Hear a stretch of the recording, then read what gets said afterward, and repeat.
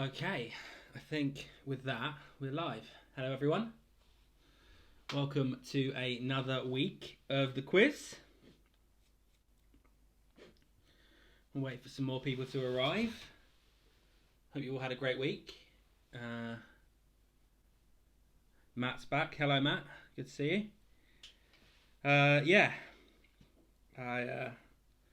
So, tonight's quiz nearly didn't happen. There was a bunch of people chatting away. Great. Love to see everyone. I can see Danny, Maureen, Katie. There we go. Tonight's quiz nearly didn't happen. So I was getting set up for the quiz when the guy from next door comes over, banging on the front door. I open the front door. He starts yelling at me about some noise in the house. No idea what he's talking about. Seb was upstairs doing a little bit of stuff, but... thanks. He's moaned a few times about stuff, so I just closed the door, and then he started saying, he was like banging on the door. He started saying he was going to beat me up. He was like, "It was next time I see you, I'm going to smash your face in." He was yelling, shouting, and then Carl went outside later, and he said that when I go out next time, he's going to come and smash my face in. Really aggressive, really aggressive. So I did what any right-minded person would do when they've been threatened with violence by someone. I called the police. And so they just left. I thought they would still be here when the quiz was happening, so I didn't think it would go on.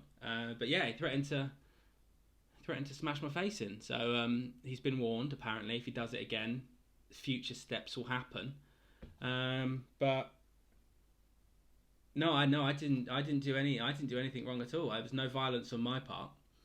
I'm not a violent man. I'm a pacifist. And unless it's in the bedroom. So I'm glad we made it here. Glad we got the quiz going. It was quite a funny sight to see the police walk into the living room, which is all set up with all these lights and I don't know what they thought. Like, oh, we've walked into a porn studio, perhaps. But yeah. So there we go. That was my evening. How was yours? I hope less eventful. Although let's be honest, that was the most exciting thing that's happened in weeks. In weeks, people. So I got this new Fitbit. My heart rate went to 140. 140 it went to. So I was obviously it was palpable. And but although I've been wearing this for like 5 days now. My resting heart rate is 80. My resting heart rate is 80. That's like I'm about to have a stroke. So now we exactly. That's why I put 2 bottles. I thought I'd switch between the grapefruit and the regular. And I also got some Fever Tree Mediterranean tonic water this week because I'm bougie. Yes, he's a bit of an arse in general. But apparently, if he does anything like that again, there'll be legal ramifications. He signed a bit of paper apparently saying he's sorry for what he did. The policeman came back and told me. I don't really know what that means, but he was like, "We'll get him to sign, and then if anything happens again, we can take it further." I was like, "All right, if that's what you want to do." So there we go.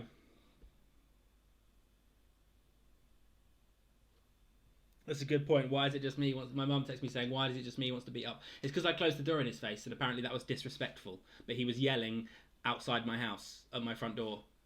I was like, "Of course I closed the door on him." Like you get this a lot with people that think they're like strong or hard. I mean, to be fair, he could definitely beat me up, so he is definitely stronger than me and harder than me. But you get this a lot with people like about respect. Oh, this person didn't respect me, so I had to like do something. Like what? No, what? No. Fuck off. What? Yeah. So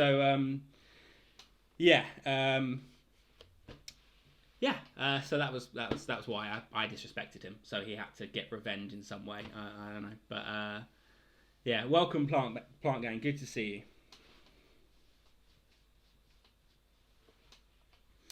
you. So there we go. Right, so we'll wait a few more minutes. Just I think most people are probably here, but we'll give it another couple of minutes or so.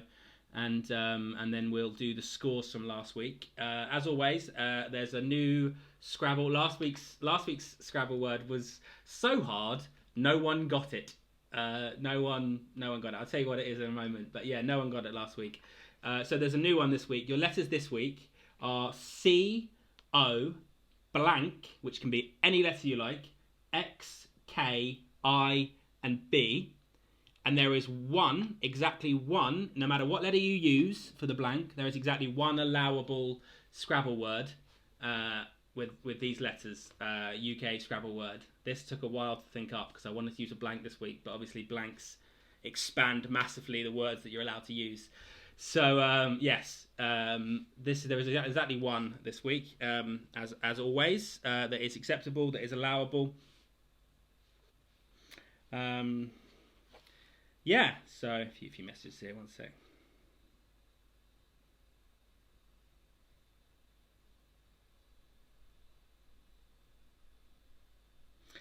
Sorry, I'm just replying to messages. Yeah, so wait a second for a few more people to come in, and then we'll do the scores from last week.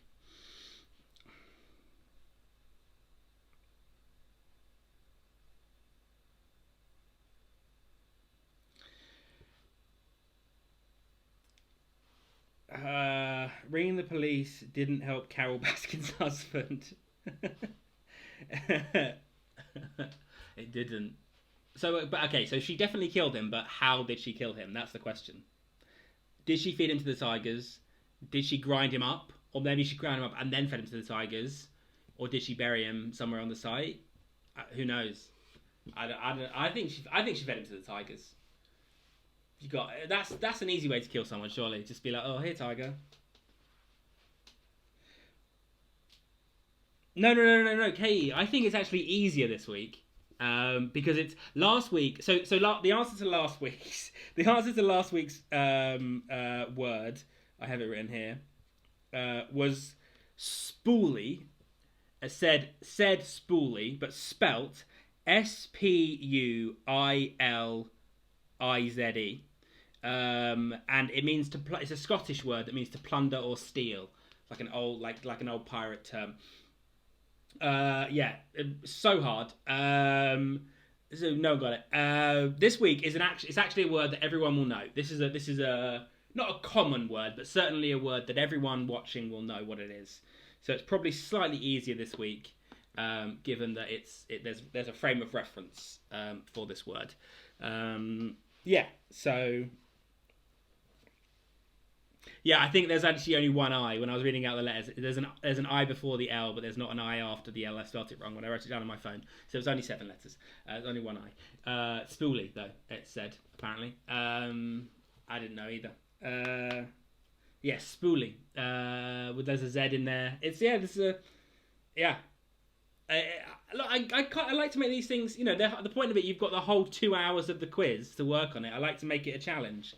You throw a word with an X and try telling me it's not going to be difficult. You may as well just shut the door in my face. The disrespect you're showing me. Oh, I love you, Katie. That's brilliant. That's absolutely brilliant. Right, so Google says that's not a word. It is a word. It's allowable in Scrabble. Don't test me. I know Scrabble. Right, so we're now going to do the scores from last week. Let's... no one got the extra point for the Scrabble word. The annoying thing is, to do the scores, I have to read them off the screen because I can't see them and sort of do them. So, yeah, so I have to wait for them, but it's fine. So, the scores from last week, although they haven't come up. That button there, please. There we go. The scores from last week. In first place with 43 points, it was John Thomas. In second place with 40 points, it was Today's Specials. Third place with 39 points, it was Detto Me Up Scotty. It's very funny. In fourth place with 34 points was the Wooden Tops. In joint fifth place, both with 32 points, it was Carefully Two Hats and Plant Gang Manchester. Well done, Plant Gang. In joint seventh place, both with 27 points apiece, it was Bogner's Boozers and Second Foundation. In ninth place with 24 points, it was Tyrannosaurus. In 10th place with 21 points, it was Wu-Tang Clan. It says 10th, but that should say 11th. In 11th place with 11 points, it was the Delinquents. So they were the scores from last week. Hopefully you all did okay. We're back to a regular picture round this week. No, none of that lyric round. Oh yeah, Smoosh. What happened to Smoosh? What were you called last week? Did you not submit your score? I don't think you submitted your score. It's not in the sheet. I'll find out in a bit. Later on I'll message you. But I don't think it was in the sheet. Maybe someone didn't press send. Anyway, we'll find out how well Smoosh did another time. I mean, I'm guessing you probably didn't win. Yeah, just for being honest. So this week we have a connections round as always. We open with a connections round. There's a history round, a round on food and drink. Then there's a round called Rain or Shine, where every question either is about rain or shine, something to do with those two things. And then we have a picture round, a regular picture round again this week. The picture round this week, I'm going to show you 10 pictures that are from movies. I want both the movie and the actor that's being shown in the picture. So it's a two-part. You're looking for the actor, not the character. I've got hiccups. So that'll be the that'll be the picture round when we get there. Great. So yeah, it's 30 of you watching. I think we should crack on. I think we should do. Everyone, let me know what you're drinking this week. Put it in the chat. This week I'm drinking, as always, gin and tonic. We've got Plymouth gin this week. We also have the Mouthy grapefruit gin, which I'll have a little bit of. It's their Rosa gin. I'll have a little bit of that later. So, bottoms up, L'chaim, Mazel Tov, good things. Let's get started tonight with our first round, which is going to be connections. I'm going to ask you 4 general knowledge questions, and then I'd like the connection between those 4 answers. Then I'm going to ask you 4 more questions, and I would like the connection between those 4 answers. 2 connections aren't related, so it's 2 connections round in 1. Snitches get stitches. And then, oh, red wine, good, lovely. Right, so let's do round 1. Connections. And start with question 1. When I can zoom in, my phone is spooning out, so please spoon in. Question 1. Released in 1998, what was the title of the Spice Girls' 7th single and the first release that failed to top the UK singles chart? That's released in 1998. What was the title of the Spice Girls' 7th single and was the first that failed to top the UK singles chart?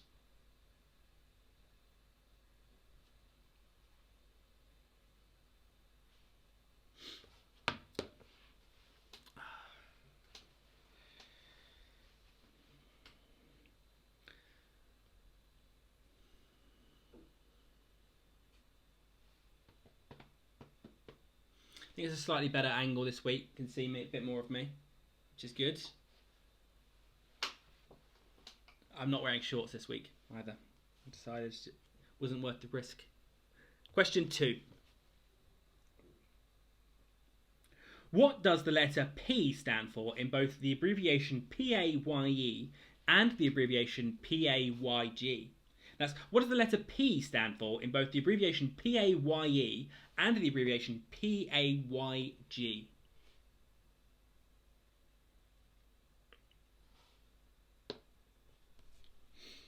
A few more people joining. If you missed questions, if you're joining late, if you missed questions, just put in the chat which questions you missed, and I can repeat them at the end of the round. Question 3. Referring to the colour of their home kit, which English football team are nicknamed the Hornets? That's referring to the colour of their home kit, which English football team are nicknamed the Hornets?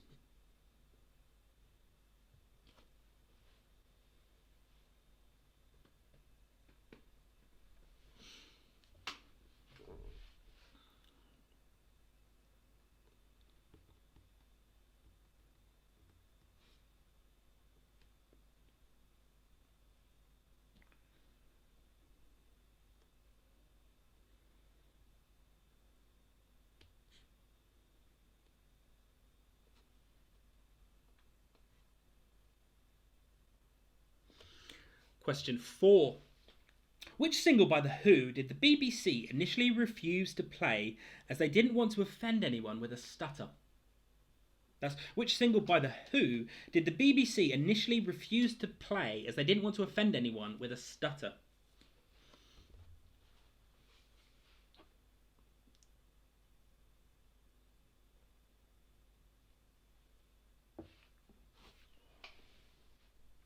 And question 5 is what's the connection between those previous 4 answers? So there is something that links all 4 of those previous answers. Yeah, point for telling me what that is.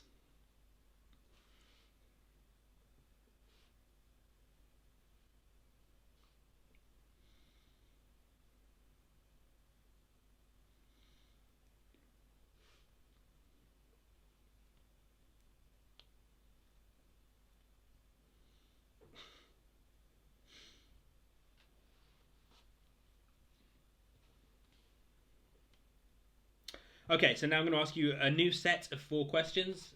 There's no link to the previous questions that come before that. It's a brand new set with a new link. So question 6. Of the 4 main compass points, which is the only one that doesn't appear in the names of any US state? That's of the 4 main compass points, which is the only one that doesn't appear in the names of any US states?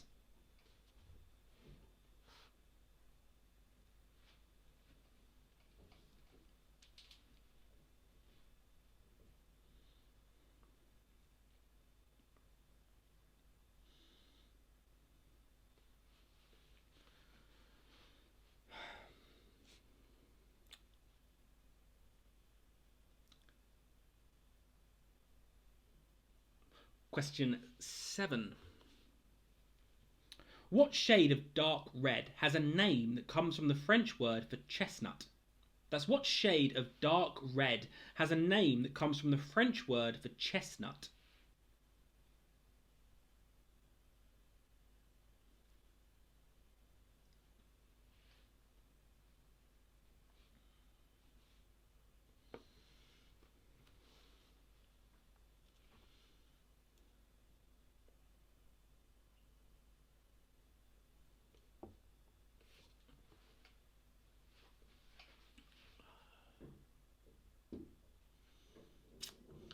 Question 8.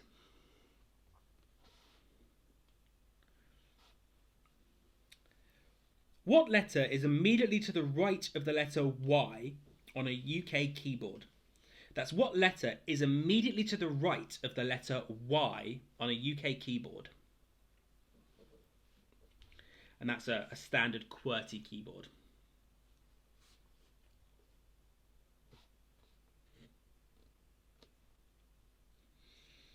The thing about asking these questions is everyone's typing their answers in to submit them onto a form. So they've got a keyboard. So everyone can get that one relatively easily, I assume, as you're typing. But never mind. Gives people an anchor point.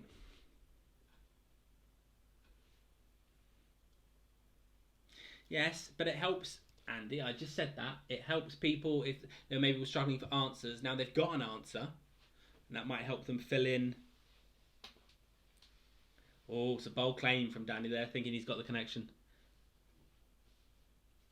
I'll tell you next week. Tune in next week to find out if Danny got the connection. So yes, so then we've got a few more. Yeah. Question 9 is what's the first line? Sorry, in the first line of the song "Imagine," John Lennon sings "Imagine there's no what." In the first line of John Lennon's "Imagine," imagine there's no what.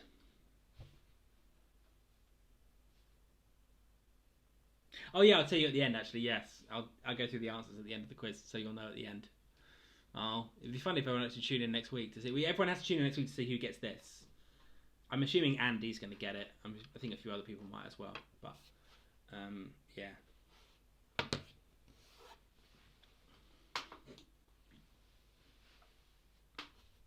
Okay, and then question 10 is, what's the connection between the previous 4 answers? So what is the connection between those previous 4 answers?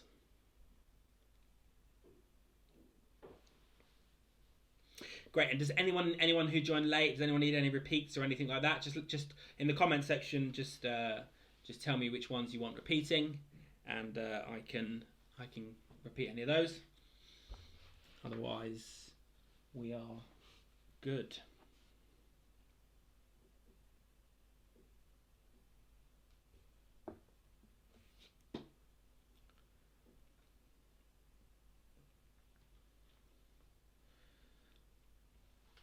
Great, okay, so it seems no repeats. So that's the end of round 1, which is our connections round. That button never does what I want it to do.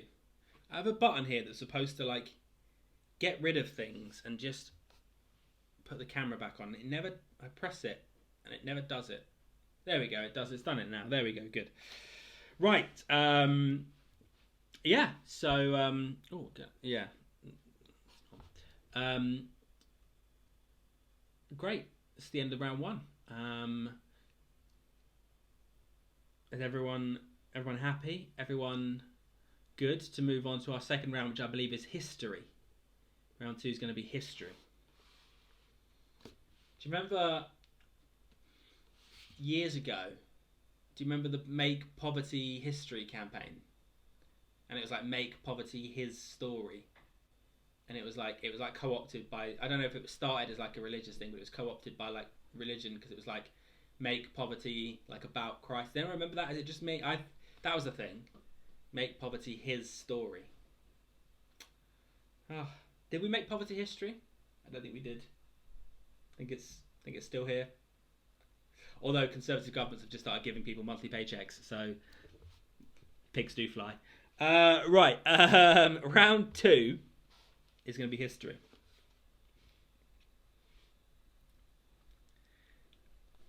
And question 11. What was the name of the 1957 treaty that was the basis for the European Economic Community, the predecessor of the European Union? A, the Treaty of Paris, B, the Treaty of Rome, or C, the Treaty of Lisbon? My laptop has started sounding like it's about to take off, so if it cuts out, I'll throw up the please bear with us screen, and I'll have to jiggle with some things. So stay with me if things go, but hopefully it can keep up. But we have a please bear with me screen now. So if you see that, just wait a moment and things will come back.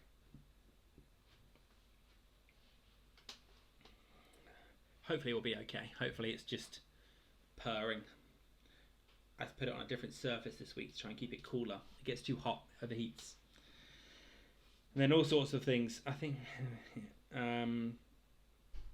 okay, question 12.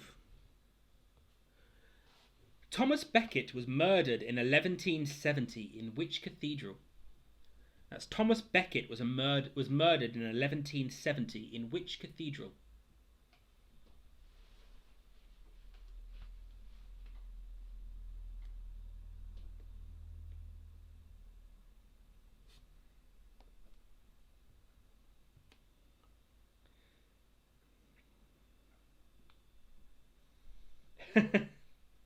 Lovely, welcome from America, from lovely Santa Barbara. I'm glad you came back from more. I don't know why.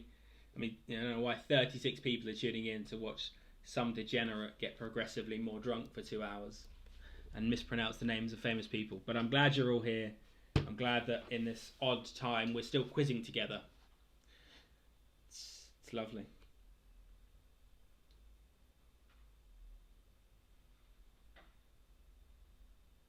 $11.70. No, I think I said 11.70. Did I say 11.70? What am I, Priti Patel? Hey, politics joke. Ba-dum. I did apparently say 11.70. There we go. Great. Well, put me in the cabinet. Here we go. Question 13. Twice. In 1991, the US announced the start of a military operation called Operation Desert Storm to expel occupying Iraqi forces from which country? Oh dear. That was 1191. No, it's 1991. Precisely why we tune in. Yeah, that's a fair point. That's why my mother tunes out. You guys will stay. My mother gets to halfway and she goes, "Nope, he's slurring too much," and turns off the TV. Much to the chagrin of my nephew, I'm sure. Chagrin? That's the right word. That's the word I meant.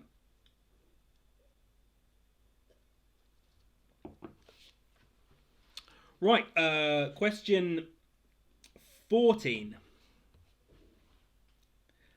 In 1961, Alexei Leonov became the first person to do what type of walk? That's in 1965, Alexei Leonov became the first person to do what type of walk? Helen is like sitting at home right now, freaking out about my pronunciation of that. No, that's not how you say it. Because if you didn't know, Helen speaks Russian.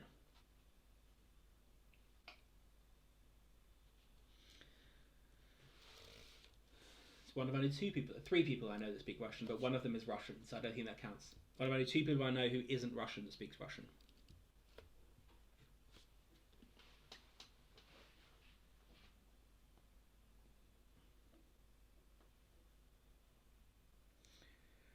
Question 15.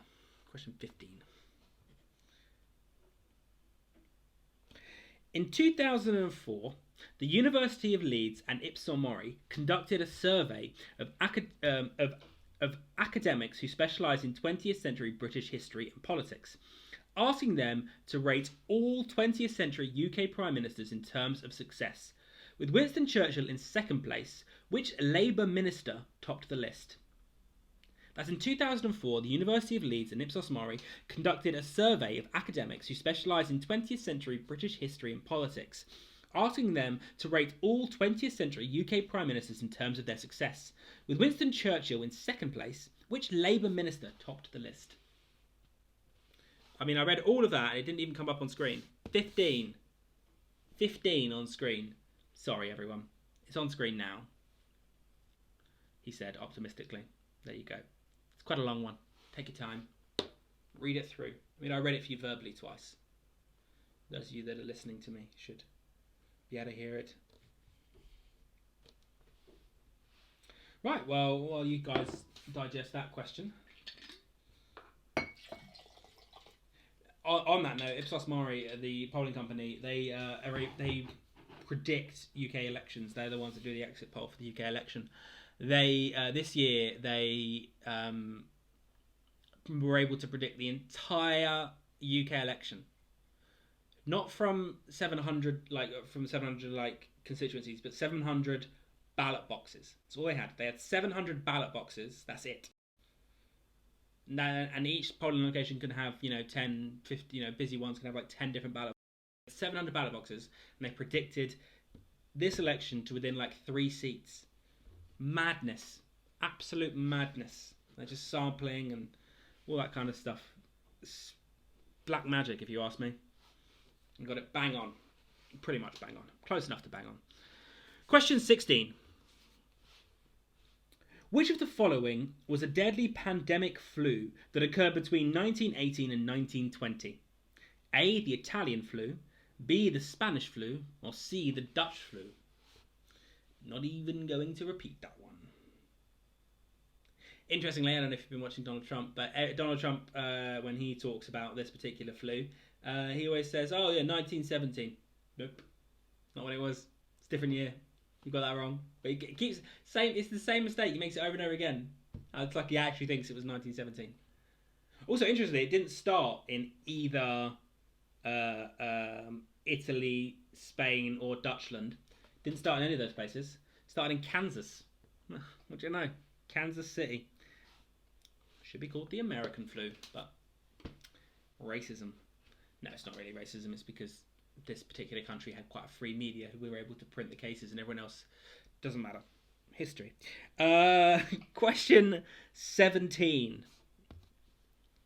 Discovered by French soldiers in 1799, what is the name of the stone that was inscribed in 196 BC and helped get a better understanding of the ancient Egyptian writing system called hieroglyphics. That's what's the name of the French. Discovered by French soldiers in 1799. What's the name of the stone that was inscribed in 196 BC and helped get a better understanding of ancient Egyptian writing system called hieroglyphics? Oh, dear. Look at that. Only on round 2 and I'm already making mistakes with my words.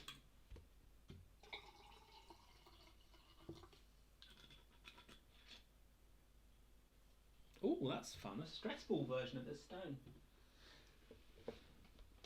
Yeah. The one they have on show at the British Museum isn't real. They keep the real one downstairs. They had a replica made up and put upstairs. So, yeah, I marine, exactly. They're basically like tax stuff. Yeah, it was like boring stuff. But yeah, I just think it's a bit of a farce. Why put it's on everyone? Oh, I'm seeing this particular thing at the British Museum, and no, I don't think they have both on show. I think in the big room, the one that we're within in the cage, that's the fake one. Just past the mummies. Do they have the real one somewhere as well? I don't think they did. I thought they kept it downstairs. Tom Scott did a video saying they kept it downstairs.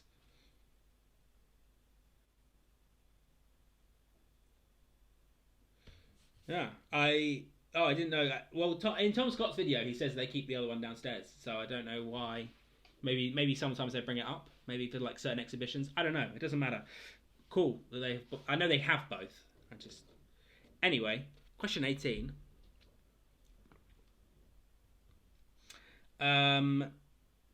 What mode of transport was invented by Christopher Cockerell in the 1950s? That's what mode of transport was invented by Christopher Cockerell in the 1950s.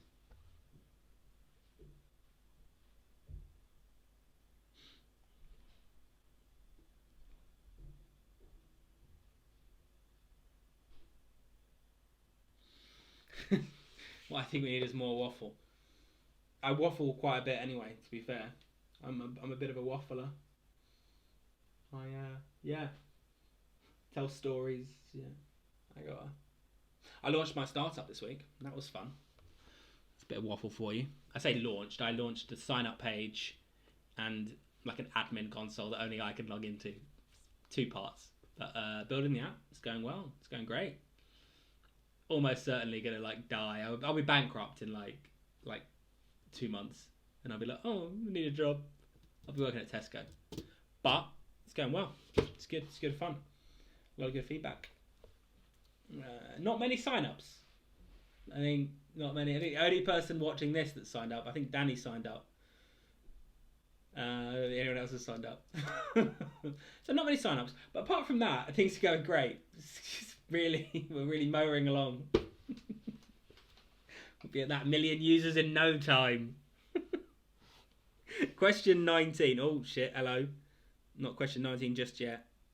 No. Tell us more about your new business venture. It's an app where you can send messages to people, but it uses. Back online. There we go. It uses its location. You leave messages in certain locations, and other people can discover them. So it's not like you don't like message your mate Dave. You like leave a message, and then anyone can like receive that message if they go to the same place where you left the message. It's good fun. It's cool. This is not like I can't go on to the next question because my tablet is disconnected from the internet. Last week Sam was being very sexual. This week you want to see my knees. You're telling me I look great in red, even though this is pink. I appreciate it. I love the love, but I'm not getting my knees out.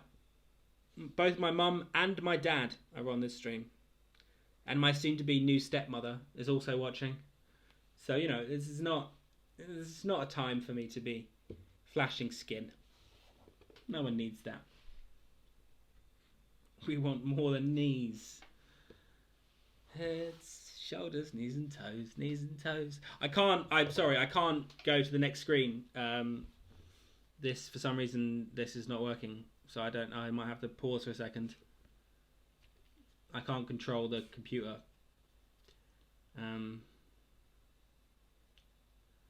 Yeah, it's a bit annoying.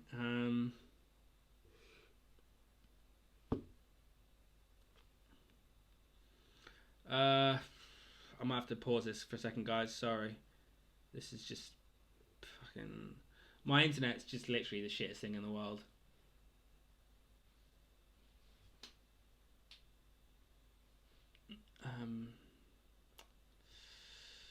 Yeah, this site can't be reached. I don't really know what's going on here. All right. I can't even put this. I can't even put the fucking holding screen up.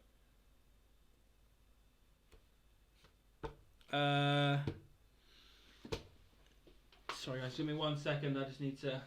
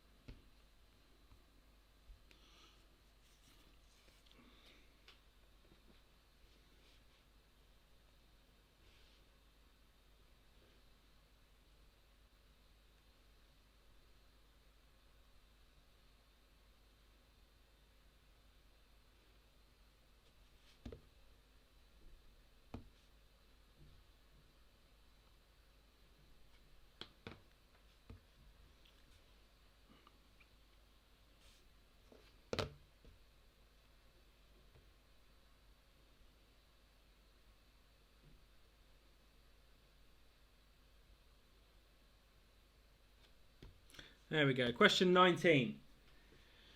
Oh, honestly, I don't understand. I live in a house where my neighbours want to beat me up and my internet doesn't work. Fucking whatever. Question 19. Issued in the UK in 1840, what colour goes after penny to give the name of the world's first adhesive postage stamp used in a public postal system? Sorry about that delay, guys. I just, yeah, my internet spoons out. My laptop. Apparently Macs are just shit. Like, now this computer cost me like 1,300 quid or some shit, and it's not powerful enough to do a fucking live stream on YouTube. It's like, what am I spending that money on? Like, they're just apparently just shit. If you want to do anything graphics related, so I don't know. What are you gonna do? Macs are shit, internet's shit, life's frustrating. It's fine. You know, we've got a drink, so. And there's also only a pub quiz, doesn't matter.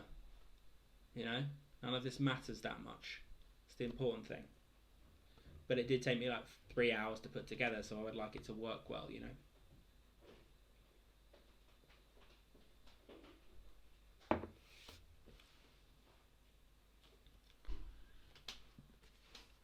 Okay, question 20, the last question of this round.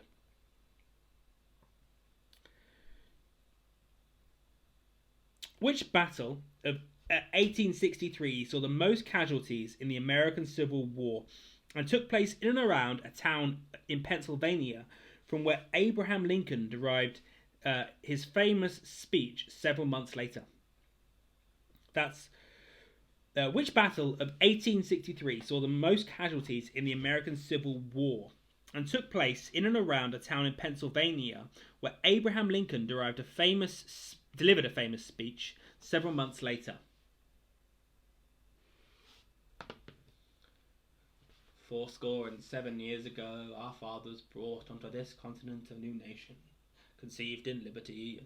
And I'm not going to do the whole thing. And like 400 words, I could probably do the whole thing if I tried, but I'm not going to.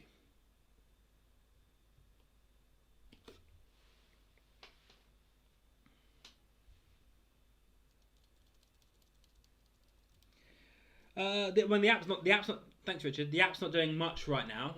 It's on my phone, and that's it. But yeah, no, it's quite. I'm not very good. I'm a computer programmer. That's what I've done for the last 20 years.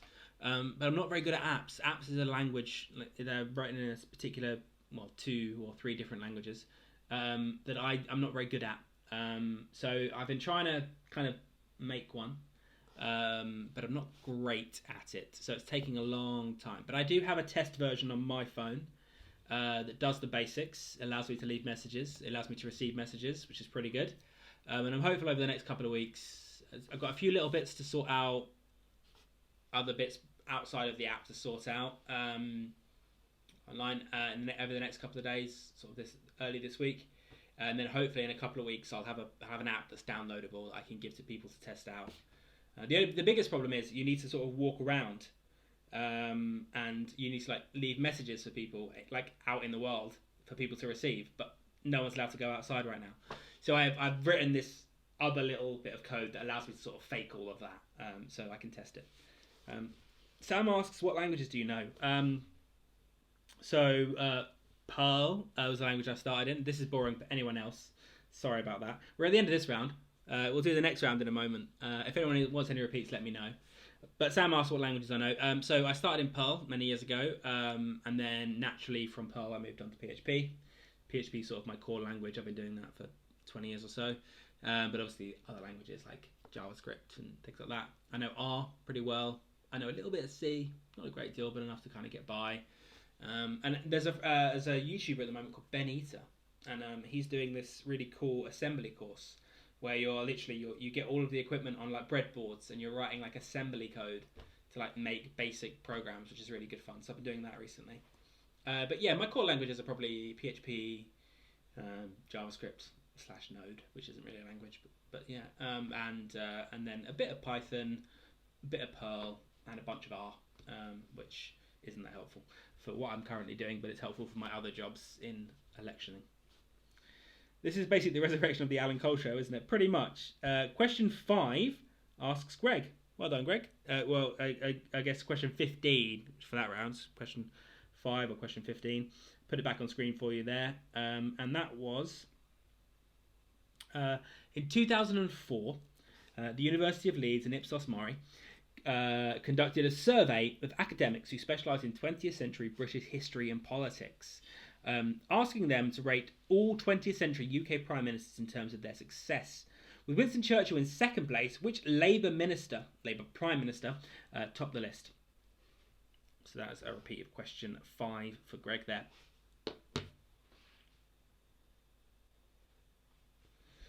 Andy says that Perl is... Yeah, so Perl's great, except depending on what you're doing, everything in Perl happens So the biggest problem we used to have is when we were doing Perl. So I used to write sort of this is I'm not even gonna finish what I'm about to say because it's too boring for everyone else watching. But Perl is single threaded, which is a problem because you block execution when you do stuff, which is a problem for lots of other stuff. The answer is basically the resurrection of the... Yeah, I read that already. Okay, great. So that is the end of round 2. Should we have a small break so people can refill their drinks, go for a piss, have a cigarette, and we'll come back and we'll do the next couple of rounds? People pretty good with that? I know we just had a little pause while I faffed around. But we'll have a small break. It's 44 now. We'll come back in 5 minutes time. So we'll come back at 6 minutes time. Let's come back at 10 to. And we'll do the final 3 rounds. So have a cigarette, refill your drinks, ask me more questions about programming, and we'll see you guys. No more questions now until 10 to, so you can successfully mute me while I argue about whether Perl's a good language or not with Andy. Threads of millennials just use fork. That's such a geeky comment, Andy. That's such a geeky comment. Oh dear.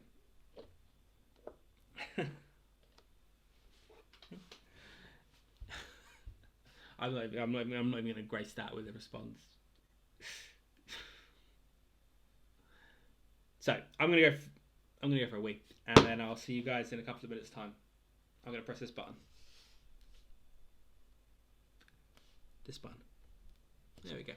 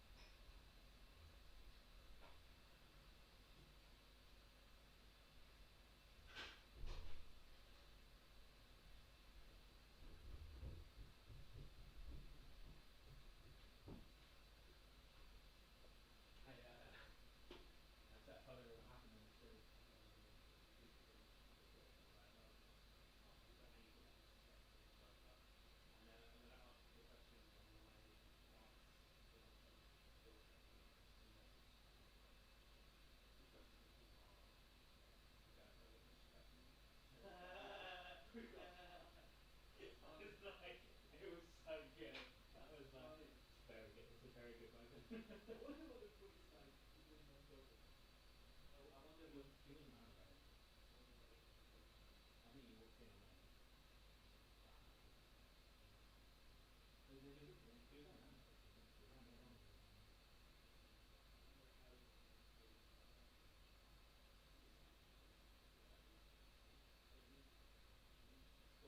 Honestly, what I slightly upset.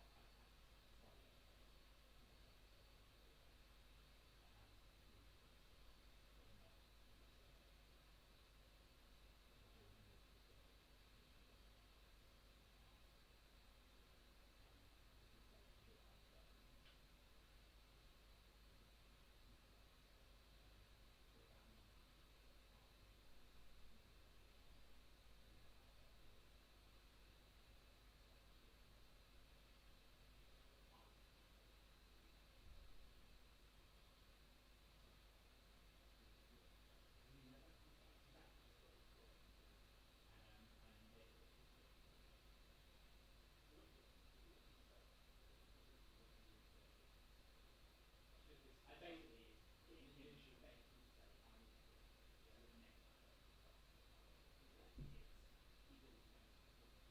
yeah, the next time I go to he's always going to you see that when he says straight away. Well, actually, I actually thought that when he was like shouting, actually that's the first thing he says straight away. The next time I go to the doctor, he goes, let's get a ring. Get a ring. Yeah. That is straight. That would have had a whole thing. No idea what they're only like 100 quid. Like 100, 100 quid. Not a lot. And it's great in general because we all get text messages from people that we all want to. So. Well, he said it straight away. Yeah. Yeah. Because you know, at first you're like, what's he doing? You know what I mean? It's like, to be fair, like, we're also, but we're not. Do you know what I mean? Like, I was sitting there as well, and I was being like, oh, I don't know. I just called you. That's what you do. You call the police. I think you read it. Exactly. I think you read it because he didn't even. Yeah. You see, he didn't. Yeah. When he came back, he said, yeah, United, you know, yeah. Straight away the guy knew, and he saw. He probably saw the character. Yeah. And we're the polar opposite. We're sitting there calm, like, yeah. And you're the person in charge. Like, what do we do? You know, and he's just like, oh yeah, but they were like, you know, I can already tell what happened. And yeah. No, I do this.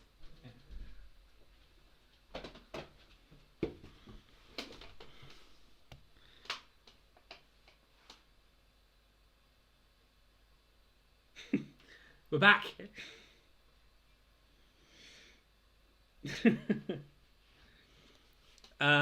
Okay, so I can hear it's like it's a machine. Right. Okay. So welcome back. I don't know. I guess people got me on mute. I'm here now. Wave away. We're gonna do round 3, which is food and drink. So I'm going to ask you 10 questions about food and drink. So, question 21. Named after a city in Yemen, which espresso-based drink is similar to a latte, but with added chocolate flavouring and sweetener, usually in the form of cocoa powder and sugar? That's named after a city in Yemen. What espresso-based drink is similar to a latte, whatever, but with added chocolate flavouring and sweetener, usually in the form of cocoa powder and sugar? That's question 21. For the hold screen, I did tell Chris that I put my face on it this week, but I was getting stuff ready and then all hell broke loose here, so I didn't have time to do that. It was the last thing, because obviously it was the least important, so I made that the last thing I was going to do. I didn't get time to do it, but maybe for next week I'll put my face on the girl in the test card.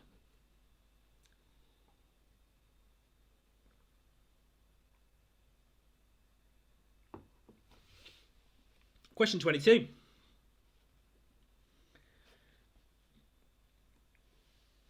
As part of a formal Italian meal, antipasto is antipasto A, the first course, B, the main course, Or C, the last course?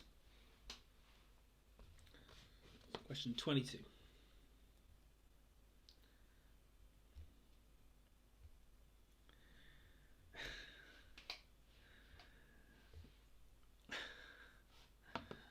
Thanks, Sam. I think.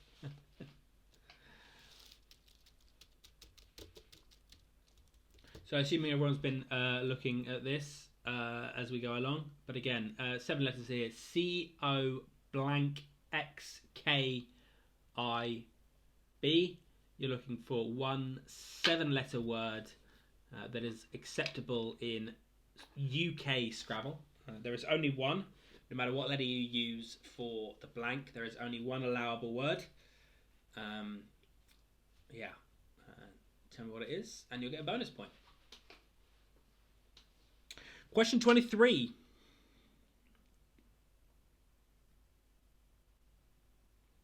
The coffee-flavoured liqueur Tia Maria originated in which country? That's the coffee-flavoured liqueur Tia Maria originated in which country?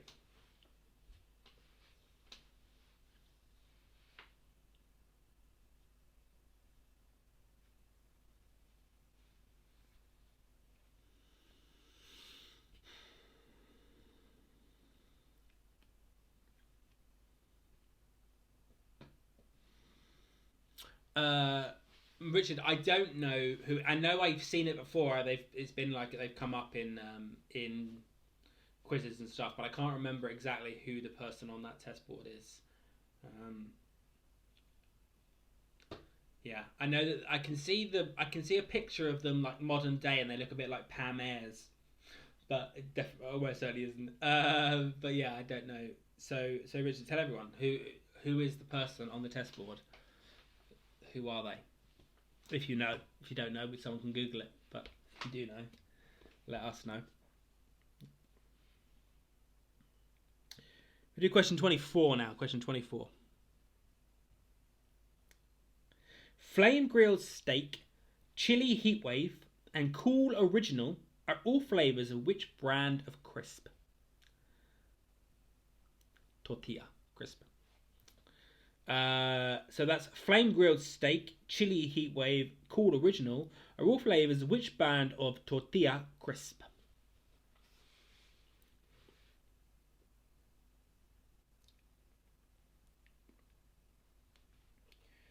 The daughter of the guy who took the photo. Well, there we go.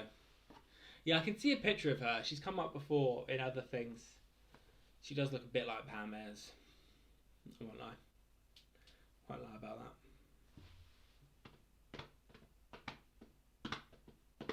Didn't Zig and Zag do it at one point? Wasn't there maybe on channel was the Channel 4 test screen Zig and Zag? I feel like it was. I can distinctly see a picture of Zig and Zag either side of like a circle being a test screen for I assume maybe it was just for the Big Breakfast. But there was I've got something in my head of Zig and Zag being a test screen. I don't know where that's from. I've had some gin, so who knows, but I'm sure my mum could tell me. Mum, do you remember this? Let me know. Question 25. Made by boiling cream, egg, sugar and syrup, what type of dessert has a name that means perfect in French? That's made by boiling cream, egg, sugar and syrup. What type of dessert has a name that means perfect in French? It's a good dessert, to be fair. I'm not sure I'd call it perfect, but it's a good dessert. Maureen doesn't know who Zig and Zag are. Wow. You've got anything ahead of you. They were aliens. Ish. Aliens with baubles for ears. Well, one of them did. Was it Zig? I think Zig had baubles for ears. Oh, great duo. Most iconic duo. No, most iconic duo. Who is the most iconic duo of all time? Thelma and Louise, maybe? I assume. I don't know. Scared of Mr. Blobby. We love Mr. Blobby.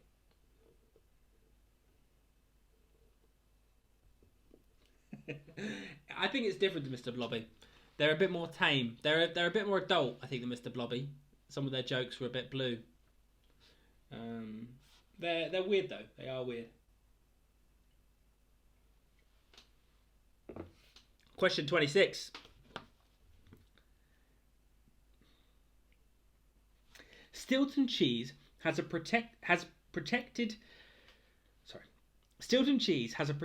designation of origin, requiring it to be produced in one of 3 English counties for it to be called Stilton. Name any one of these 3 counties.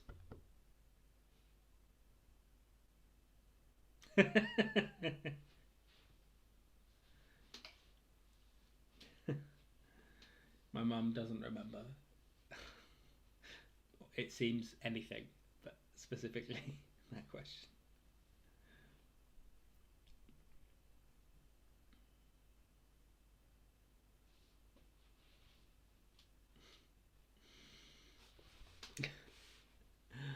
Oh, good times, good times. Question 27. Question 27.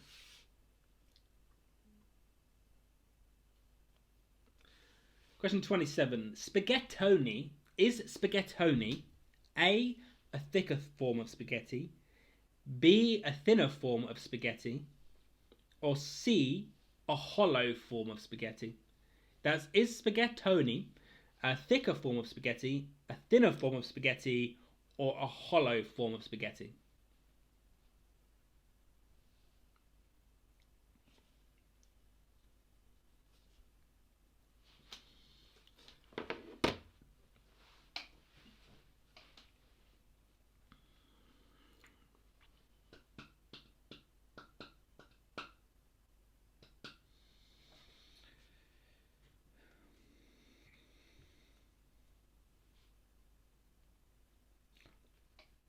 Question 28. A tapas bar serves up small plates of food. Sorry, a tapas bar normally serves up small plates of food of which country's cuisine? That's a tapas bar normally serves up small plates of food of which country's cuisine? I know that my dad and Tracy are watching when I was down there. Was it when I was down there last? I think it was when I was down there last. That was a while ago.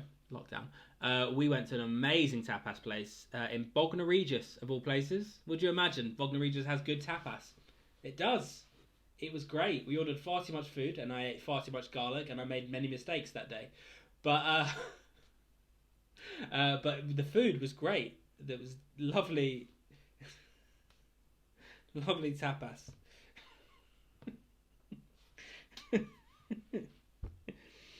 Lomas, I absolutely remember the tapas experience that we had in Berlin. It was phenomenal. Was it Alexanderplatz, just around the corner from there, I think? We went to this phenomenal tapas bar in Berlin. Oh, it was so good. And then we walked to get gelato at like another place. Oh, I love Berlin. I think Berlin is my favourite city in the world. Yeah, restaurants. Those were the days, exactly. When this is all over, Chris, let's go to Berlin, to that tapas place. I'm going to take you to Berlin when this is over. We're going to go and have tapas. From the south of France, we're going to go to Berlin.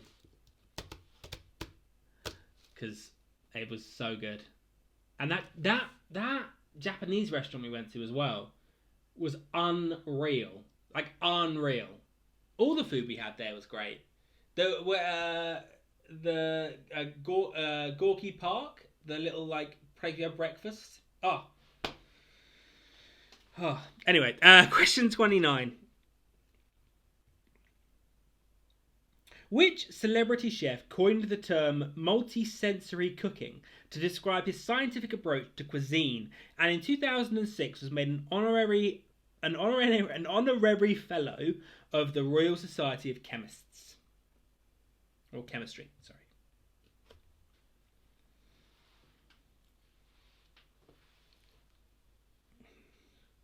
Maison de Philippe in the cut.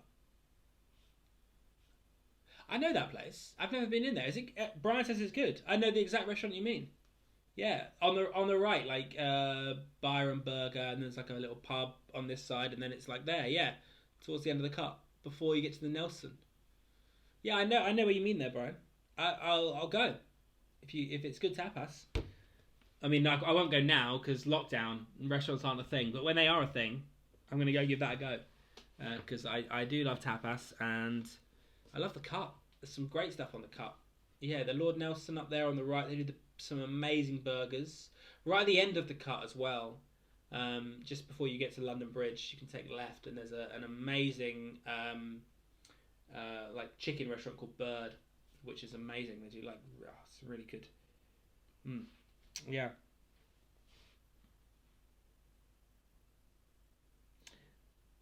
At the bushes, he's 15 lengths clear. I don't know what that means. Dom's just put something. I don't know what it means. Anyway, question 30, the last question of this round. What is the most consumed meat in the world? A, beef, B, pork, or C, poultry? Certainly the most consumed meat bird is poultry. Did you have a wonderful time, Danny? Because it's great, right? It's really good. I really enjoyed it. I had a great time. There's also an amazing place in the market, Borough Market, the one just in London Bridge. There's an amazing place called Roast, and they do literally the best roast dinners you've ever had in your life. Like they're just, it's not even funny or fair. It's not even funny or fair. But Roast in Borough Market, if you get the chance, give that a go. Because lordy, I don't even understand.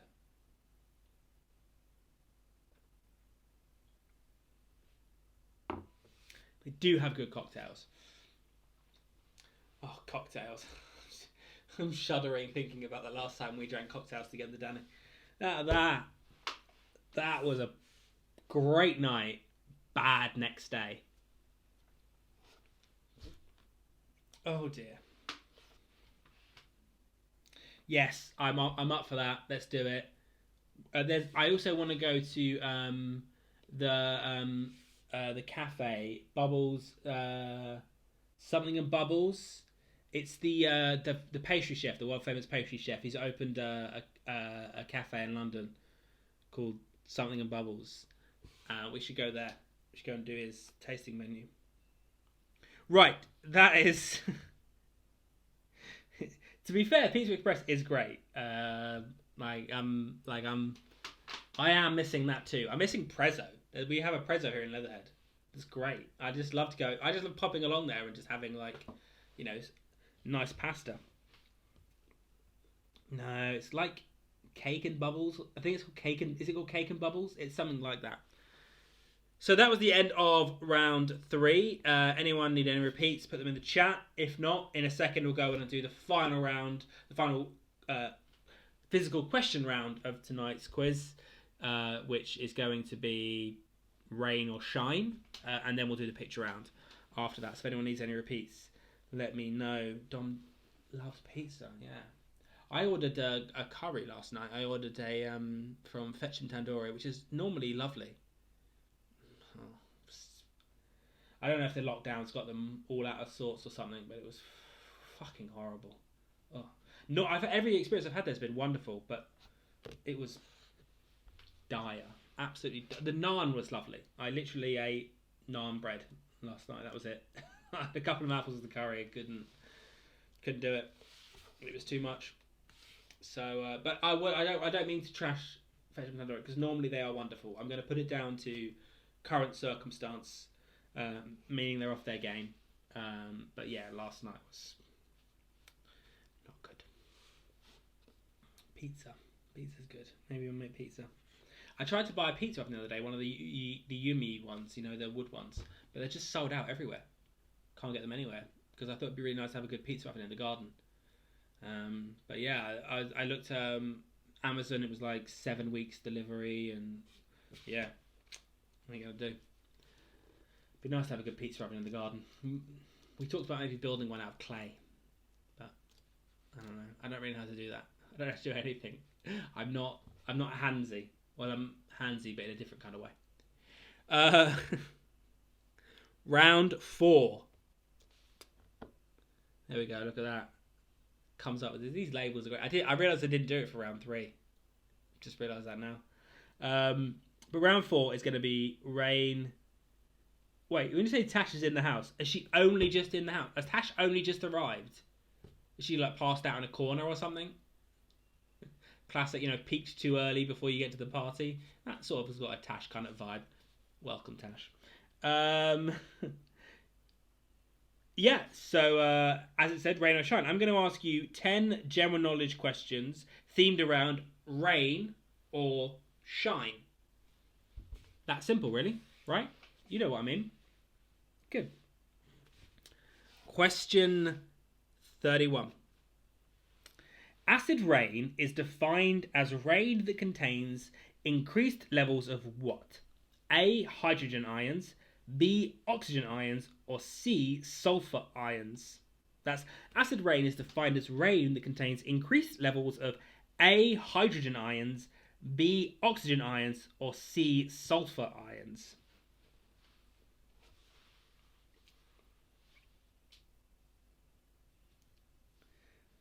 Dom, your focaccia is almost certainly better than the last focaccia that I cooked, but not my focaccia in general.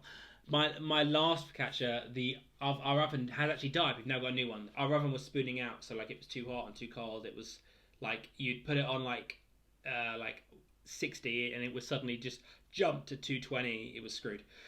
So I spent literally 2 days making this focaccia dough.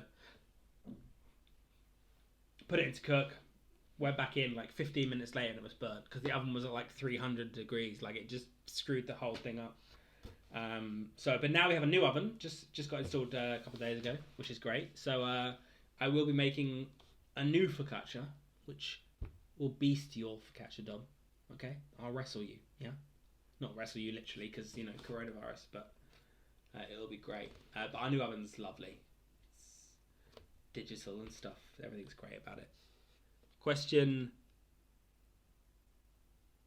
32.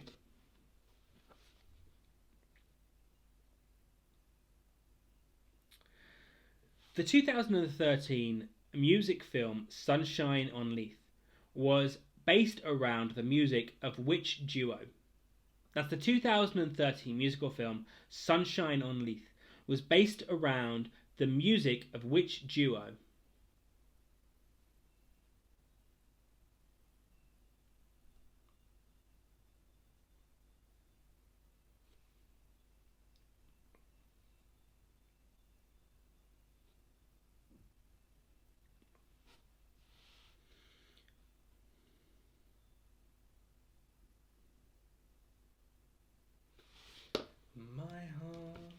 Broken. So that's the My Heart Was Broken. It's the theme tune of Hibernian. Is it Hibernian Rangers? Don will tell me. I'm sure Don will know. The Hips. I think that's their Sunshine on Leith. I think that's their I think that's their theme tune. My heart was broken. Yeah, I think that's the song. And I know who sung that song. Therefore, I know that would make sense who this is about. There we go. Now we all know. My tears are drying. Oh, this has gone off again. I mean, come on. We might be stuck here forever. I don't know how we get off this question.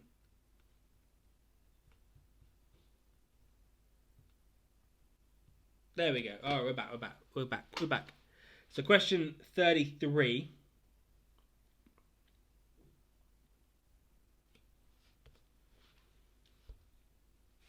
How many raindrops are there on the official Met Office symbol for heavy rain?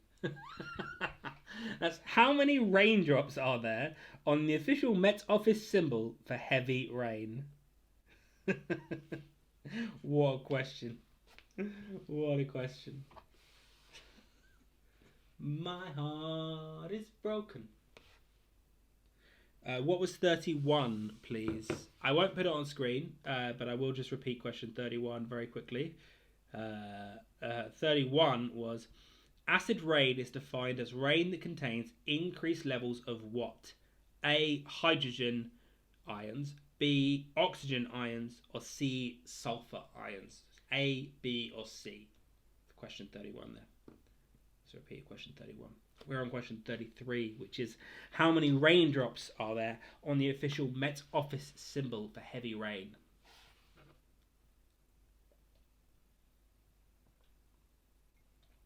So, Tash, do share with us why you turned up for a pub quiz an hour and 15 minutes late when you've literally been at home. You can't go anywhere. We're all inside. That's sort of the point of this. I want to know. I want to know what happened. Question 34. Who directed the 1980 film The Shining? That's who directed the 1980 film The Shining. So this is fun. My bike arrives tomorrow. I brought a bike, like a proper cycling bike. I didn't buy the Lycras because this doesn't look good in Lycra. But I bought the bike itself, and it arrives tomorrow, so I can go out and cycle. But given that my resting heart rate is I'm about to die territory, I'm a little bit worried that me cycling up a hill could kill me. So if that happens, thankfully my mum looks after my savings. Rather than having a savings account, I just give it all to my mum. So thankfully, if I do die, she's got enough to pay for the funeral. But yeah, that's that's where we are. I'm worried about this. I spent a fair amount of money on this bike, and I need to sort of use it a lot to make it worthwhile. But I'm a bit worried that using it might kill me. Yeah. So there's that. Question 5.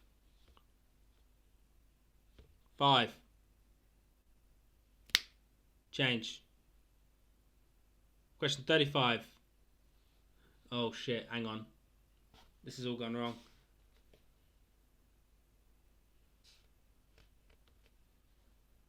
Question 35.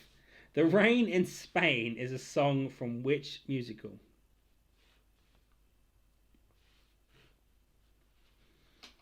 The Rain in Spain is a song from which musical? You guys just got a quick look at one of the picture rounds. Although, interestingly, it didn't.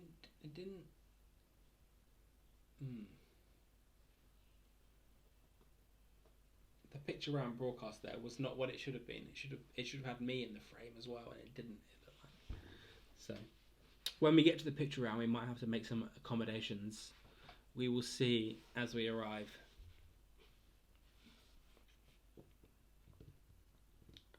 That was question 35. The Rain in Spain is a song from which musical? Question 35 there. Question 36. According to legend, if it rains on St. Swithin's Day, it will continue raining for how many days? That's according to legend, if it rains on St. Swithin's Day, it will continue raining for how many days? Did it have me in the corner, Danny? Good. Okay, so Danny's alleviated my fears somewhat that I was down in the corner there, because that's what I should be. Yeah, good, great. So that's the picture round coming. Beforehand, I've done the picture round, and it's been sort of on the left, and it's been condensed slightly, and it's been sort of hard to see. So this time, I decided I'd do a full frame of each image and me embedded in the image. So you get a bit more of the frame.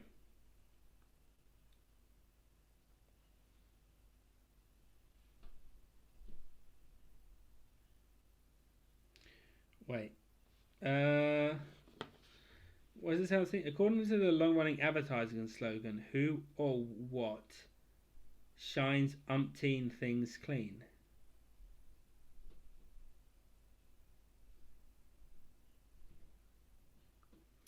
So that's question. Yes. Question 36 is the one that you're currently seeing on your screen, which is, according to the long-running advertising slogan, who or what shines umpteen things clean? The next question, question 7, is the one I just read out loud. So this is question 36, which is, according to the long-running advertising slogan, who or what shines umpteen things clean? Question 37 is the one that I just read out loud, which I'll read out loud again in a second when it's on screen. Thanks everyone for pointing that out. Yeah, so the sentence with the question that I just mentioned, that's question 37. That's the next question. But I'll read it out again when we get there. Apologies for the confusion. Question 36, this question is, according to the long-running advertising slogan, who or what shines umpteen things clean? Sorry about that. I missed a question. Yeah. But this is question 36, as is on screen. Normally, if I get stuff wrong, on the on-screen stuff is programmed from the quiz I get. When I get the quiz, I import it into this program, and it fills stuff out. Well, I say that. It's lots of button pressing, but it takes an hour or so. But yeah, so the textual questions are the main one. If I do stuff verbally, it's am I tiddly? Not as tiddly as you, I'm assuming, Dash. But yes. I'm feeling a little bit drunk. When the police were here, I was really nervous. I don't know what it is about the police, but when you got police in your living room, you just feel really nervous. You're like, oh, I done anything wrong? Am I going to get in trouble? I haven't. I mean, I have, but not that they know. So I was like, oh, I'm going to get in trouble. So as soon as I left, I had a rather stiff drink, and then I carried on drinking. But not that much, to be fair. I opened this a while ago, and it's still basically a full drink. So I'm gonna have another one in a second because I'm out. But I'm doing alright. I'm not that. I did. Doesn't matter. I'm not gonna finish that sentence.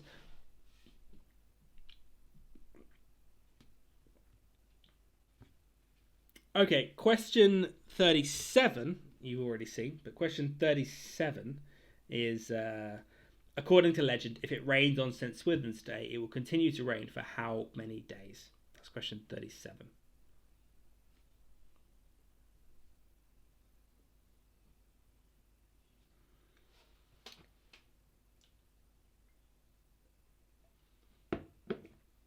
Right, well, we want some of this.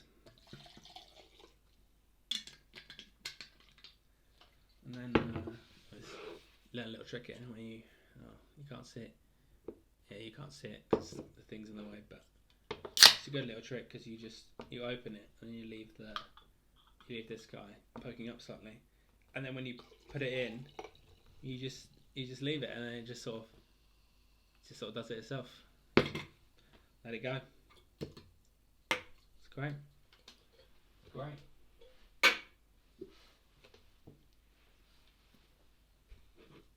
L'chaim, Mazel Tov, good things. Question 38.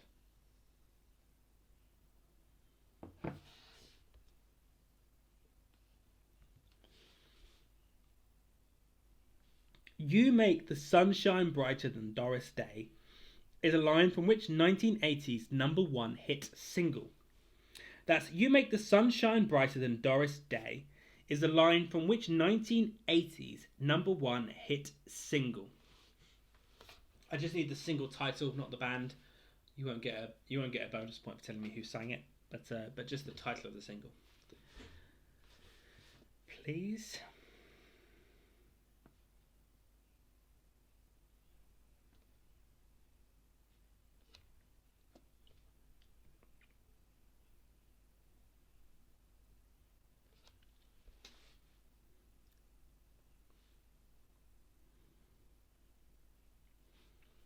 Thank you. I'm glad that you appreciated that. It's good.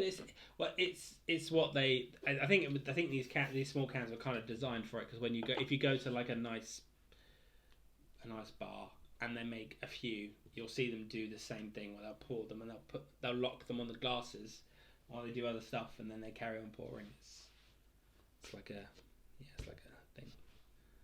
I just copy it when I'm at home. My remote control's gone again. We're stuck on question 38 forever.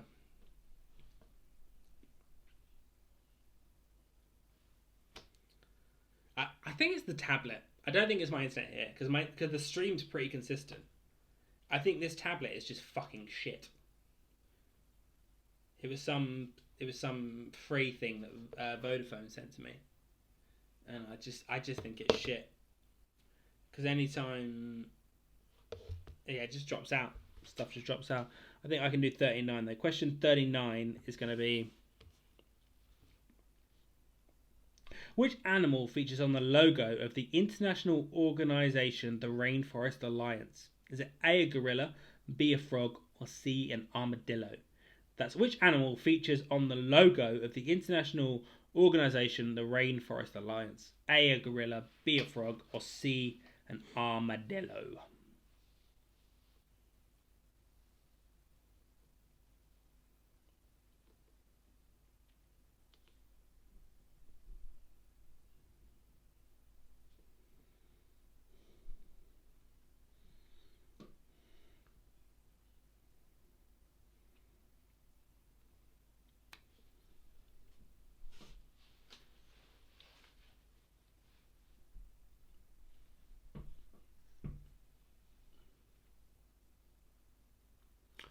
And question 40, the last question of this round. Which group performed Love Shine a Light, the UK's winning song at the 1997 Eurovision Song Contest? That's which group performed Love Shine a Light, the UK's winning song at the 1997 Eurovision Song Contest?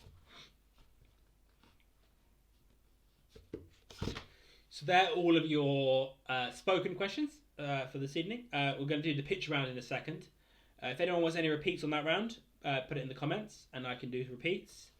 Otherwise, in a second, we'll move on to the pitch round. And what's going to happen in the pitch round, I'm going to show you 10 pictures from sporting movies. All of these pictures are some form of sport-based movie. And I'm going to show you a picture of a still of that movie. And I want you to name both the movie and the character. All but one of them have only one person in frame. The one that doesn't will be pretty easy to understand who I'm talking about, so it's fine. But I want you to name the movie and then the actor playing the character. And you've only got 10 slots in the answer thing, so it's put both in each. There's not like two. There's not one and then two. It's one slot for both answers. I will be giving, so each question is worth 1 point, but there'll be half points available. So if you only get the movie, that's half a point. If you only get the actor, that's half a point. So we'll do all that. Yeah. So actor or not character. So on the actor playing them, that'll be worth half a point. The movie will be worth another half a point. Yeah. So you've only got one slot for each. So you're doing slashes or commas or dashes or whatever you need to do. You're putting both in. That's the pitch round, which we'll do in a second. Yeah, and all of these are sporting movies. So you're looking specifically for movies that are centered around sport. Start thinking about some of those now before we get into the answers or the questions. But yeah, so hopefully if this works, I'll be a little flea in the corner of the screen, and then the still from the movie will be the big picture. In each case, we're looking for the actor and the title of the movie. So let's move on to the pitch round. No, it seems no one wants any repeats, so we'll go straight in. So picture 1. The actor and the movie here. So need the full title of the movie and then a bonus point, or not a bonus point, but half a point for the actor on screen.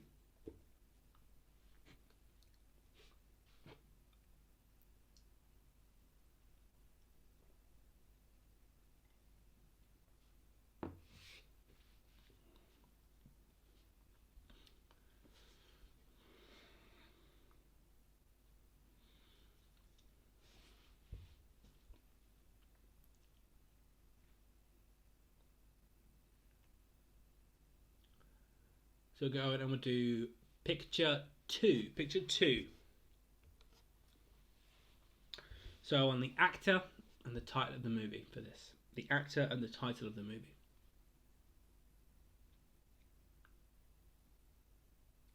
Yes, Danny, I know the character's name is on the helmet. That was a part of it. It was there deliberately. I could have chosen a different picture, but I didn't. I chose that one to help give people a clue. You want people to get answers. You don't want people to be sitting there with nothing. This particular one, you're looking for the title of this movie and the actress, the actor here, playing that person.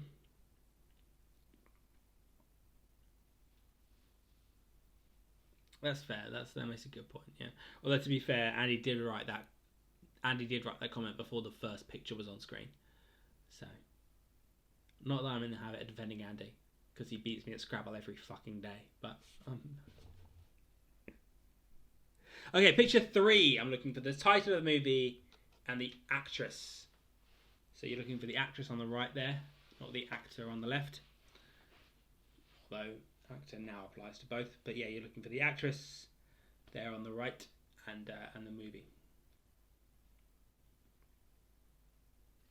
Again, all of these are sporting movies. They're all movies based on sport, or a famous sporting person, or a famous sporting event. They're all sport based.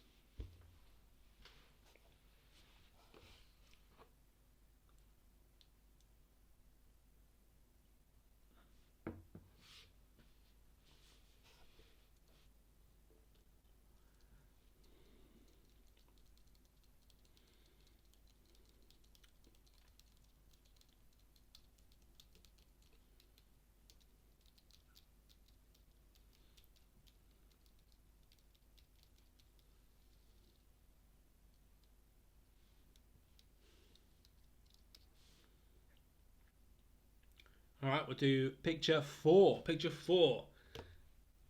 I would like the title of the movie and the actor that you can see there.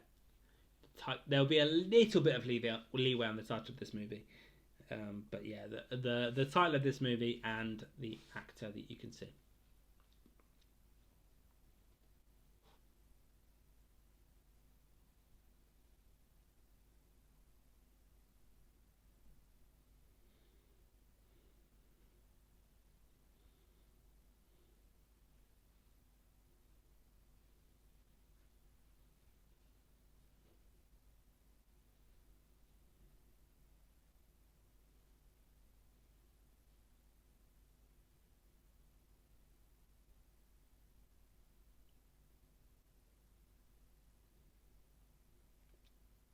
And we're going to do question 5. Question 5. The title of this movie, a few of you have already seen this. The title of this movie and the actor that you can see on screen. You get half a point for each.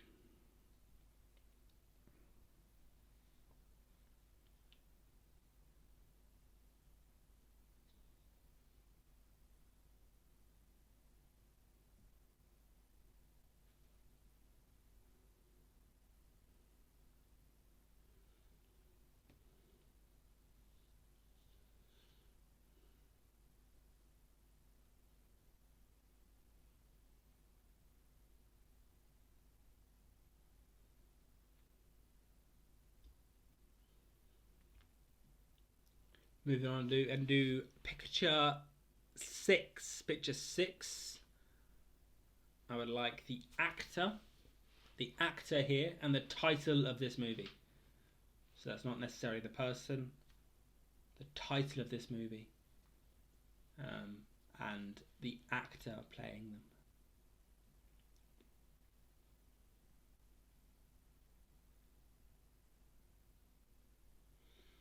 Remember, you can't see it right now because it's too small, but you're also trying to solve this anagram here. One allowable word in the UK Scrabble: CO blank XKIB. I hope a few of you got it, because this was mentally taxing to work out. It's not easy to do these. These might be the hardest part of the whole quiz, getting one of these together, because they really tax your brain trying to get only one.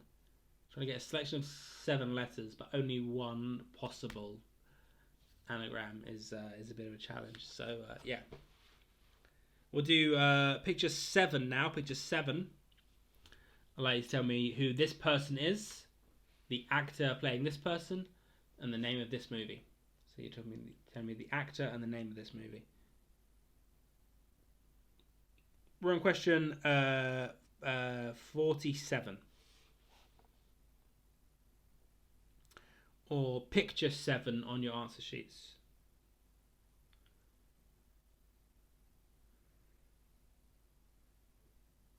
That's where we are.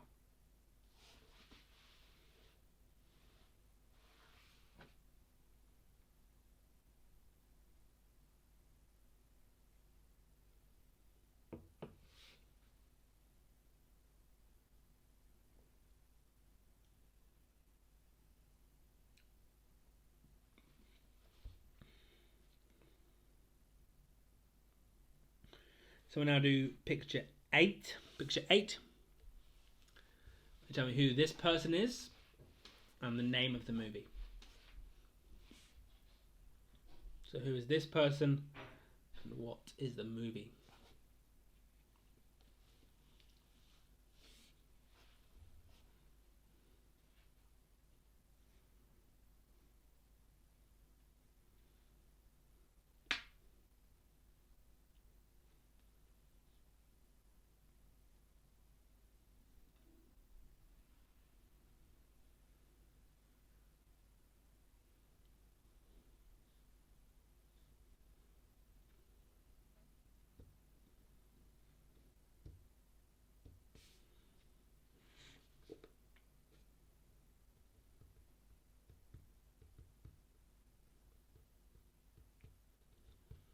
And then picture 9. Like, tell me who this person is and the title of this movie. So the actor and the title of this movie. You're going to get half points here, so if you only know the actor or if you only know the actress, or if you only know the movie, you don't know the actor or the actress, you'll get half a point. So there are half points available in this round. Each question is worth 1 point, half for each. So yeah, so if you know one, not the other, then go for the guesses.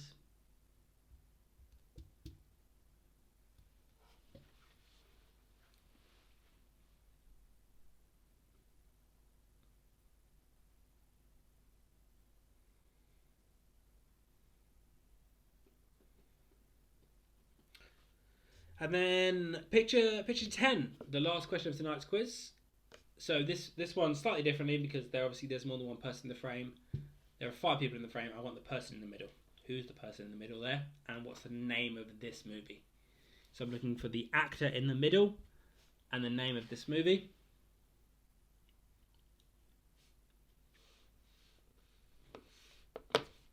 And I'm going to let that sit with you. I'm going to leave this one on screen. Going to let that sit with you for a couple of minutes so you can all submit your answers before we go through all of the correct answers for that round while I quickly run to the bathroom. So we'll leave that on. I'm looking for the actor in the middle there and the name of this movie and the name of all the other movies and the actors and actresses, as well as this anagram. So I'll leave all that with you for 45 seconds or so before we go through the answers for all of the questions, and I will be right back.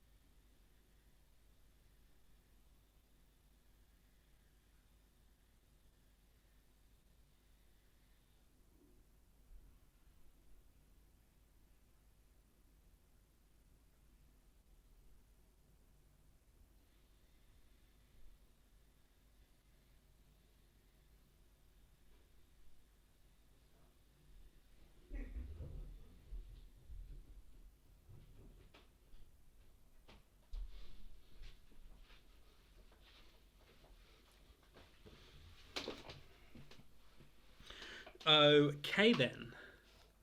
So that's the end of tonight's questions. I assume everyone's happy with all of those. So if you all want to submit your answers, you're going to be asked the anagram on the next screen. All submit your answers through. I'll give you another couple of minutes or so to submit those. Then we'll go through the correct answers. We'll go through the correct answers for tonight's quiz. I've got the hiccups and this. It's annoying me. Let me get the hiccups. Yeah, so I'll give you a couple of minutes or so to submit all your answers, and then we'll go through the correct answers for tonight's quiz.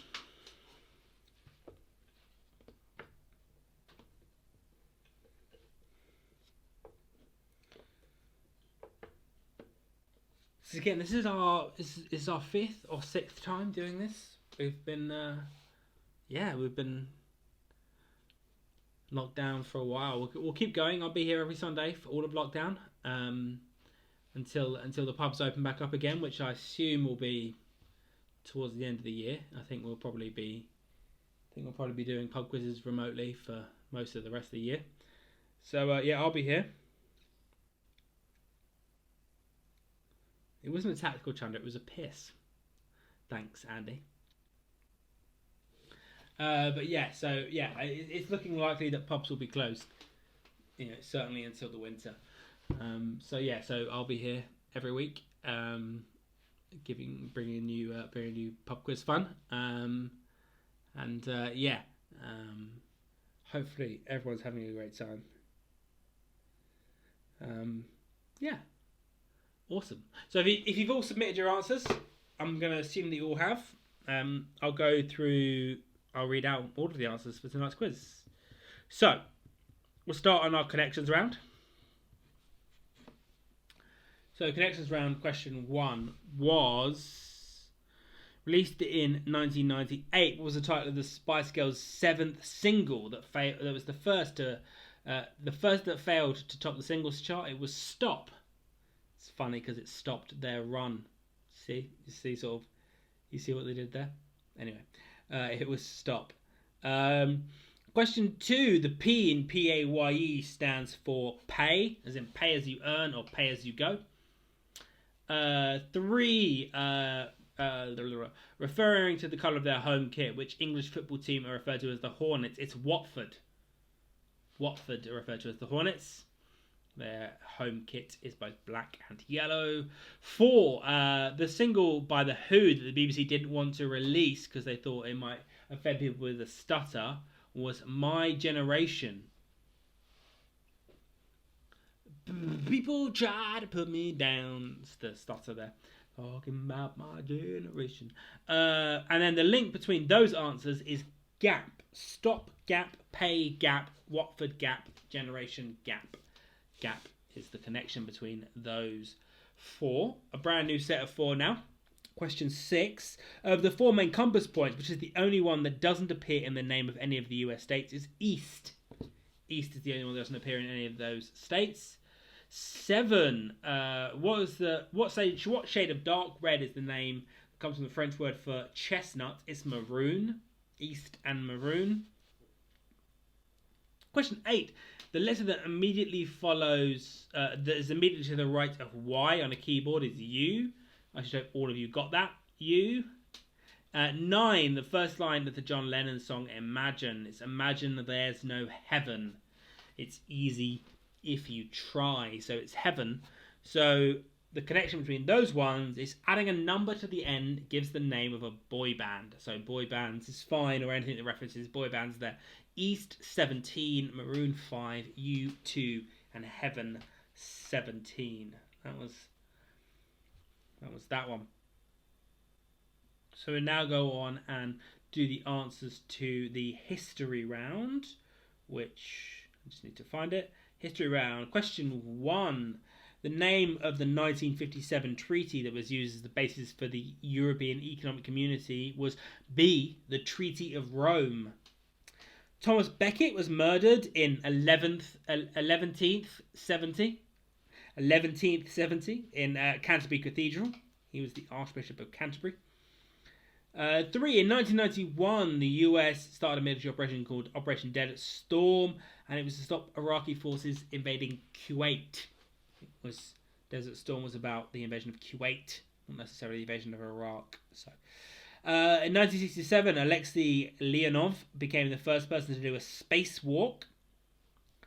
5, in 2004, the University of Leeds and Ipsos Mori conducted a survey of the best prime ministers of the 20th century. Winston Churchill was in second, and Clement Attlee was number 1. Clement Attlee was number 1. 6, which of the following deadly pandemics occurred between 1918 and 1920? It was obviously B, the Spanish flu, which started in Kansas City and wasn't actually Spanish at all.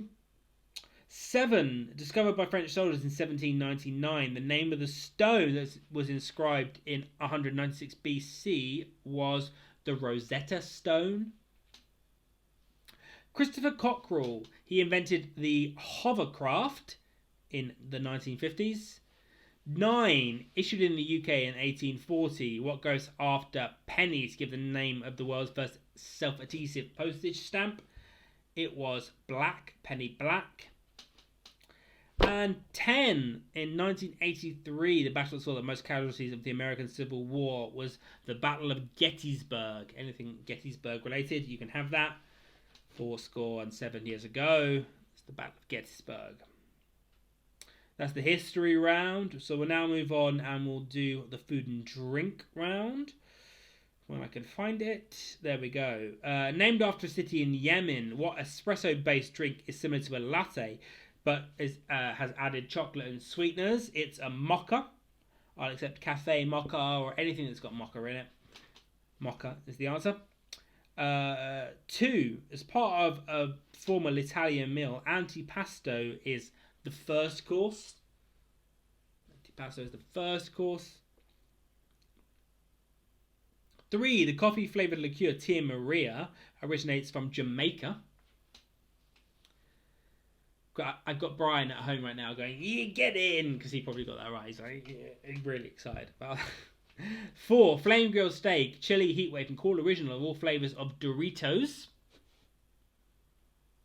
5, made by boiling cream, egg, sugar, and syrup. What type of dessert has a name means perfect in French? It's parfait. Parfait means perfect in French.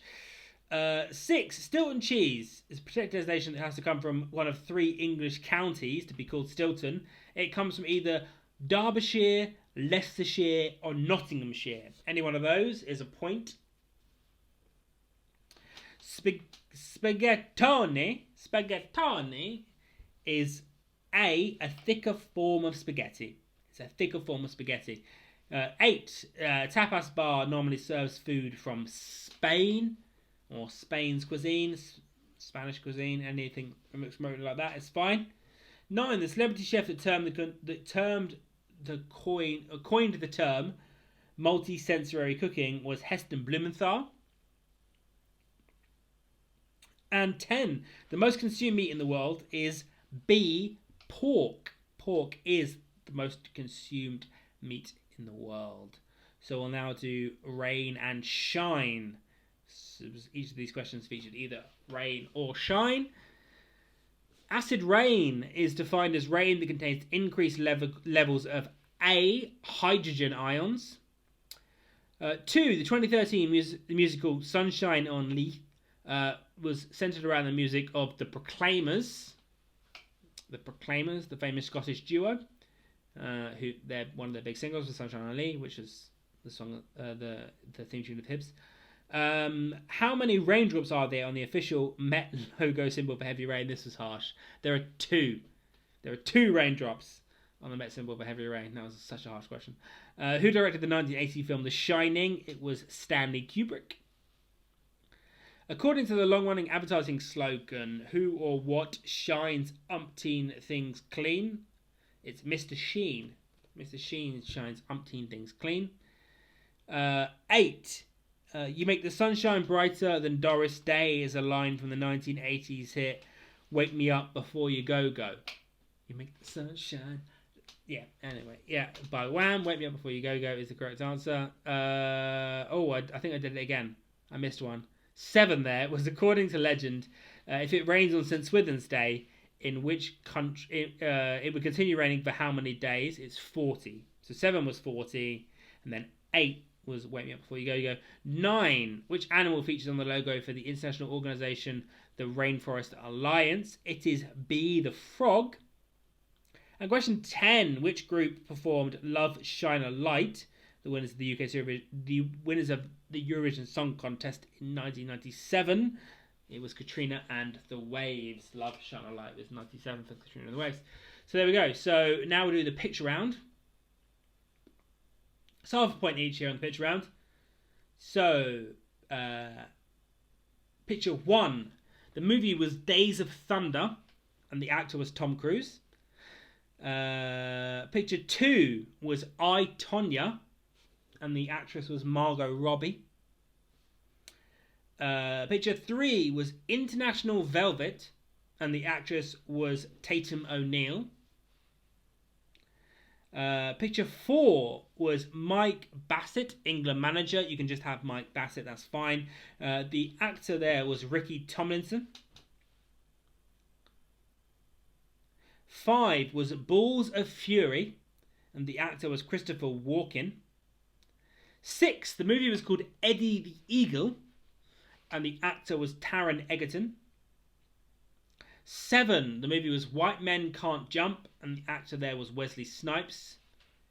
8, the movie was A League of Their Own, and the actress was Madonna. 9, the movie was Youngblood, the actor there was Patrick Swayze. And 10, the movie there was Invictus, and the actor was Matt Damon.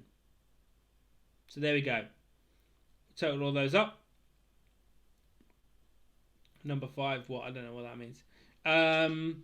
Yeah, so there we go. So that's all of your scores. I'll mark all of those, and then next week I'll announce all of the winners. Obviously, you have this final anagram to submit. But yeah, thanks for playing, everyone, and I'll announce all of the results, and I'll announce the anagrams this week. Hopefully people are scoring along at home, so you know how well you've done. Doesn't necessarily mean you know whether you've won or not, but yeah, good. The stream mostly held out, which is great. My neighbour didn't come around and try and kill me during the quiz, so that was also great. I hope you all have a great time this week. I have both my bike and my startup to try and do, so that's great. I hope you all have things keeping you entertained. And yeah, thanks for playing. I guess I'll see you all next week. Yeah. Thanks so much. Cheers, everyone.